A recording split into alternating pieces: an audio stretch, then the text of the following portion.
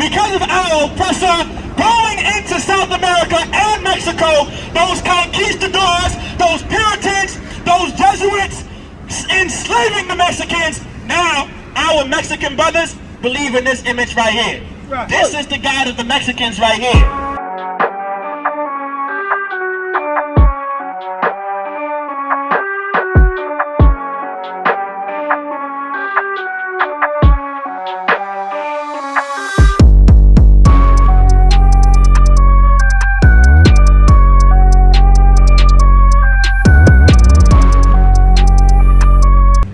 Why it's important. I want everyone to understand this right here. If you are so-called black, Latino, or native, man, we all need to understand this righteous information right here. Continue. Verse 30. To God our Salakia, the God of our fathers. It said what? The God of our fathers. It said what? The God of our fathers. It said the God of our fathers. It said the God, meaning the power, referring to the Most High. And it said what? Our fathers. Our fathers. That our is a possessive pronoun. That's showing ownership. This is our, these are our fathers. This is the God, the most high power of our fathers. Meaning it's not the fathers of the Chinese. It's not the fathers of the Koreans. It's not the fathers of the Africans. It's not the fathers of our oppressor. It said what? Our fathers. This God right here of the Bible is the fathers, is the God of the Israelites. It's the God of the natives. It's the God of so-called black people. The God of the Puerto Ricans. The God of the Mexicans. Just imagine this. Imagine the Mexicans that are suffering on the border have a God that's theirs. Just imagine that. Can anybody fathom that information right there? Can anybody fathom that information? That the Mexicans have a God that owns them? You understand? Right. The Mexicans have a God. Go ahead. The Mexicans have a power fighting for them that loves them. Who can imagine that? Right. I know our oppressor couldn't imagine something like that.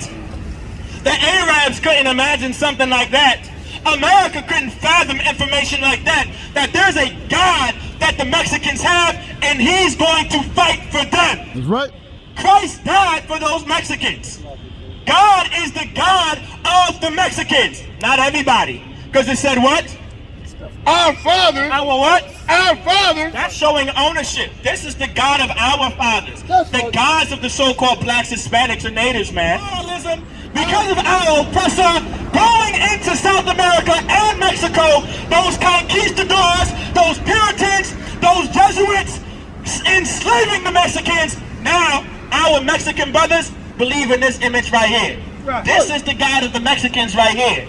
You see, that does not fight for them. This image right here does not fight for the Mexicans. They don't fight for the Brazilians. They don't fight for the Ecuadorians. They don't fight. This God right here doesn't fight for the Guatemalans. Does anybody know who this is right here?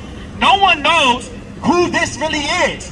Because of the lie from the Christian church, because of the lies of our oppressor, not teaching our people who the God of our fathers are, we believe this is the God that we are supposed to serve. We think this is Jesus Christ. We think we're supposed to worship this man right here. Well, let me explain to you who that man is.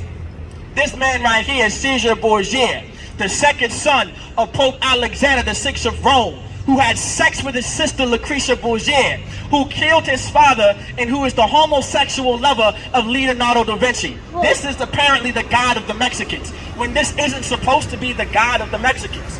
This is the God of the Negroes in America, when this isn't supposed to be the God of the Negroes in America. Like, this is what the Lord is trying to bring out here. Like, this is the gospel right here that Christ wanted all of us to preach.